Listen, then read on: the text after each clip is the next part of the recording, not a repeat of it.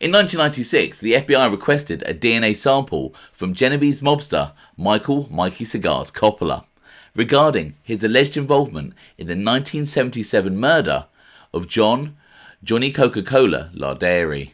However, Mikey Cigars decided to go on the run and he evaded authorities for the next 11 years. Despite the fact that for a large majority of that time, he was only hiding in an Upper West Side apartment in Manhattan. Let's check it out.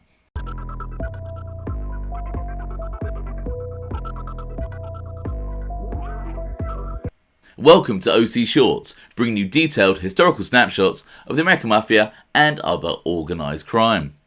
Feel free to subscribe if you like that sort of thing.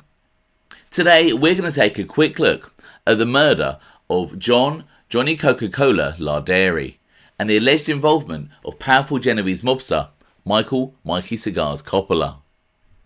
In 1977, Genovese-connected mobster Johnny Coca Cola Lardiere, sometimes also known as Johnny Cokes, was being held at Clinton Reformatory on contempt of court charges for refusing to testify about organised crime activity in New Jersey before the State Commission of Investigation. Johnny Coca Cola had been locked up since 1971.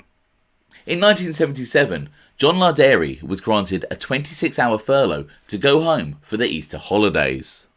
On the 10th of April 1977, John Lardiere checked in to the Red Bull Inn on Route 22 in Bridgewater. It was around 2:30 a.m. when he registered at the front desk of the motel.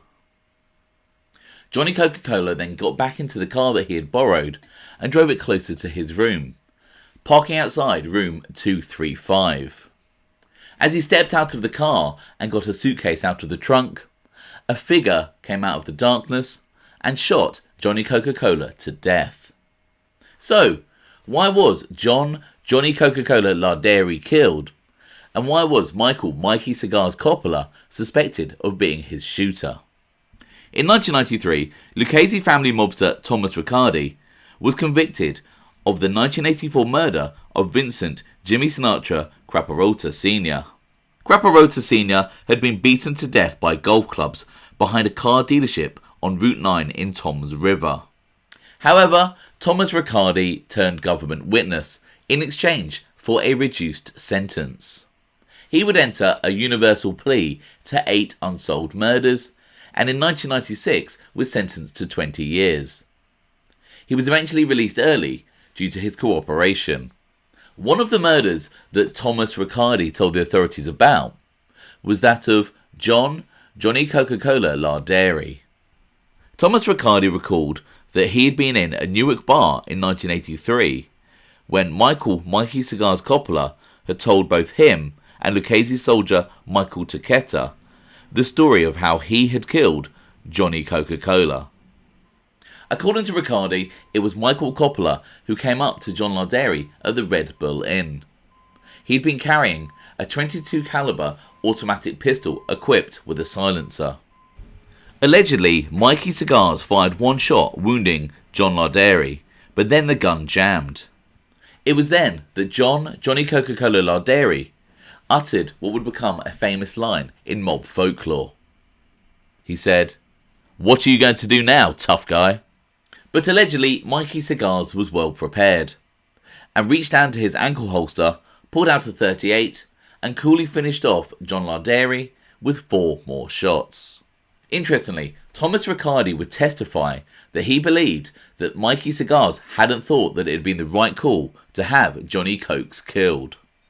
Ricciardi would say about his conversation with Michael Coppola, "What I got out of it was I don't think he agreed with the decision to kill Lardiere." Ricciardi, 57, told Assistant US Attorney Jack Dennehy. Coppola made it clear in their conversation that he was in no position to question the orders from Mafia superiors. "Don't get me wrong, you may not agree with what you gotta do, but you gotta do what you gotta do," Ricciardi quoted Coppola as saying.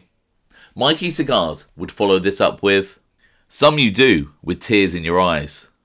And as for the shooting of John Lardiere, Coppola would respectfully say, "He died like a man." Someone at the Red Bull Inn heard the shooting and called the police, who when they arrived found Lardiere dead on the floor with bullet wounds to his head, neck and abdomen.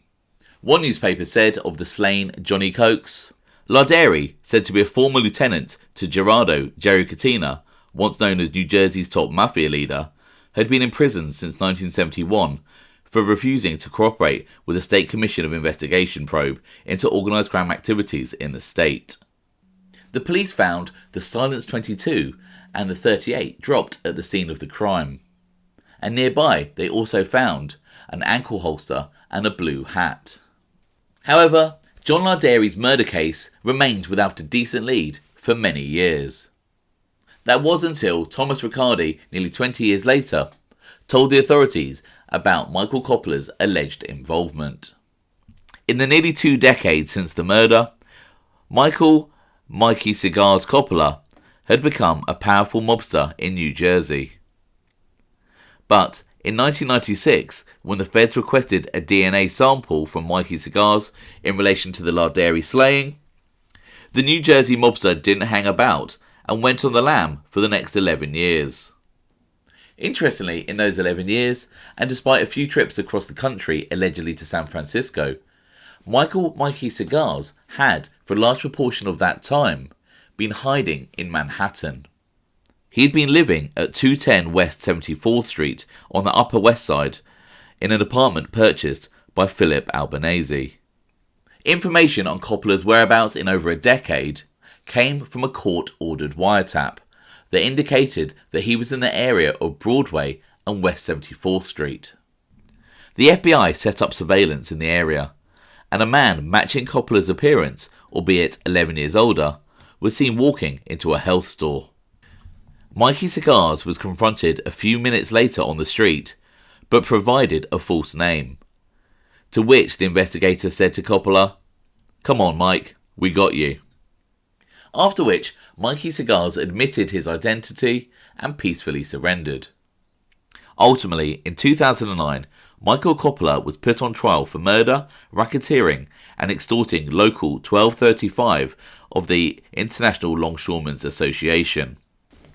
However, the DNA tests that the feds were pinning their hopes on regarding hairs found at the Lardiere killing proved that these hairs could have belonged to at least 10% of the white population at the time, and Mikey Cigars was cleared of the Johnny Coca Cola murder. He was, however, found guilty of racketeering and sentenced to 16 years. So, who ordered the killing of John Lardiere and why? Thomas Ricciardi would point the finger at the greatly feared and powerful New Jersey Genovese family captain, Tino Fiumara, as the man who ordered the Johnny Cokes killing.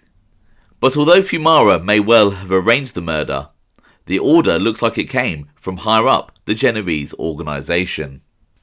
As mentioned, John Lardiere had been locked up since 1971 for refusing to testify before the State Commission of Investigation.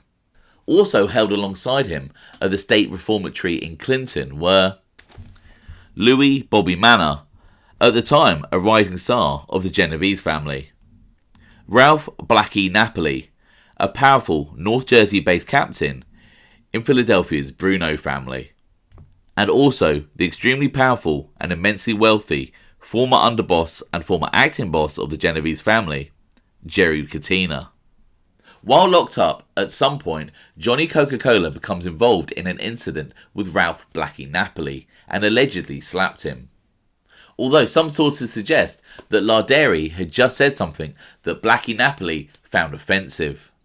Other reports suggest that as well as his altercation with Ralph Blackie Napoli, Johnny Coca Cola Lardiere had also told his own superior, Gerry Catena, to fuck off. It can be speculated that word was sent out to Tino Fiumara, who then arranged for Lardiere to be gunned down when released on his 26-hour furlough. Mikey Cigars Coppola, who was cleared of the murder, is set to be released from federal custody in October 2023.